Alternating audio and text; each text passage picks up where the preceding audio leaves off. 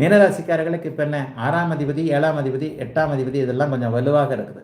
6ஆம் அதிபதி வலுக்கக்கூடாது. 6ஆம் அதிபதி வலுத்தாலே ஏதாவது கலக்கங்கள், துயரங்கள், துன்பங்கள் இது போன்ற அமைப்புகள் வந்துடும். மறுபடியும் சொல்கிறேன், ராசி பலனில் ஃபியூச்சரை சொல்கிறேன் வேணாம். இந்த வார ராசி பலனை மட்டும் சொன்னால் பத்தாதுன்ட்டு அடுத்த வருஷம் என்ன நடக்குன்றதையும் சொல்லுவேன். அடுத்த வருஷம் மார்ச் மாதம் மீனராசிக்காரர்களுக்கு 7.5 சனி, ஜென்மச்சனி ஆரம்பிக்குது. ஏற்கனவே 7.5 சனியில் தான் இருக்கிறீங்க, இன்னும் பாதிப்புகளை நீங்கள் உணரலை. 7.5 சனி அமைப்புகள் முதல் 2 வருஷம் அப்படியே கொடுக்கும், அப்படி கொடுக்கும், இப்படி கொடுக்கும், ஆகா நினச்சது நடக்கும், அப்படி இப்படி தான் இருக்கும். நடுப்பகுதியில் ஜென்மச்சனியில் வரும்போது சனி என்பவர் யார் என்பதை சர்வ நிச்சயமாக காட்டுவார். இப்போவே புரட்டாதி நட்சத்திரம் மீனராசியில் இருக்கக்கூடிய கடைசி பாத ஆட்களுக்கு இப்போவே லேசாக அப்படி இப்படி இப்படி இப்படி கொஞ்சம் கடிக்கத்தான் செய்யுது.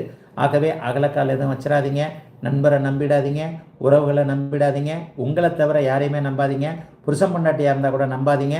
அப்படி இப்படின்னு இனிக்க தேனாக பேசுபவர்கள் யாரையும் நம்ப தேவையில்லாத ஒரு வாரமாக இந்த வாரம் இருக்குதுங்க.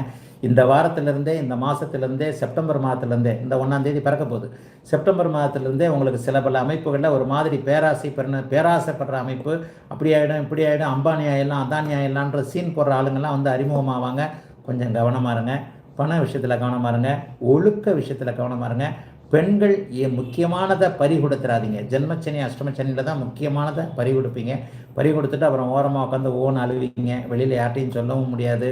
அதாவது திருடனுக்கு தேள் கொட்டின கதையாக சில விஷயங்கள் ஆணுக்கும் பெண்ணுக்கும் அடுத்த வருஷத்துலேருந்து நடக்கும். அதற்கான முன்னேற்பாடுகள் இப்போவே நடக்கும். இந்த வாரத்தில் ஸ்பெசிஃபிக்காக ஒன்றும் பெருசாக ஒன்றும் நடக்காதுங்க. ஏதாவது ஒன்று ஒரு மூமெண்ட்டு தான் இருக்கும். அதாவது நெகட்டிவை நோக்கிய மூமெண்ட்டு. உண்மையை தாங்க சொல்லணும், ராசி பலனில் உண்மையை தான் சொல்லணும். நெகட்டிவை நோக்கிய மூமெண்ட் இருக்கும், ஆனால் அது பாசிட்டிவாக இருக்கும். இந்த வார்த்தையை நல்லா யோசிப்பீங்க. ஒரு வருஷத்தில் நெகட்டிவை நோக்கி நகர்றீங்க, பாசிட்டிவான விஷயத்தில் நகர்றீங்க. இதுதான் 7.5 சனியோட ஒரு தன்மை. அது இந்த வாரம் இருக்கும். பாசிட்டிவான அறிமுகங்கள் இருக்கிற மாதிரி இருக்கும், சந்தோஷமாக இருக்கும், அப்படி இருக்கும் இப்படி இருக்கும்.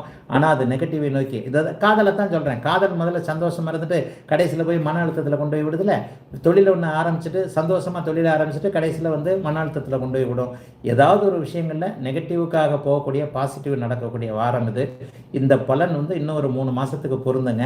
அப்படியே படிப்படியாக கொஞ்சம் ஒரு இதில் போவீங்க. மற்றபடி பெரிய சோதனைகள்லாம் அப்படிலாம் ஒன்றும் இல்லாமல் ஒரு நல்ல விதமான வாரமாக தாங்க இந்த வாரம் இருக்குது. மீனராசிக்காரங்களுக்கு இந்த வாரம் சந்திராஷ்டமம் கிடையாது.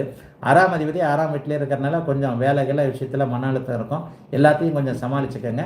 மற்றபடி எந்த விதமாத்தில அமைப்புலையும் பெரிய சோதனைகள் எதுவும் இல்லாத ஒரு நல்ல வாரமாகவே அமைந்திருக்கிறது. மீனராசிக்காரர்கள் எல்லோருக்குமே இந்த வாரம் செப்டம்பர் மாதம் 1ஆம் தேதி வரைக்கும் அப்படி ஒன்றும் பெரிய சோதனைகள் வந்துடாது. வாழ்த்துக்கள். எல்லோரும் நன்றாக இருப்பீர்கள்.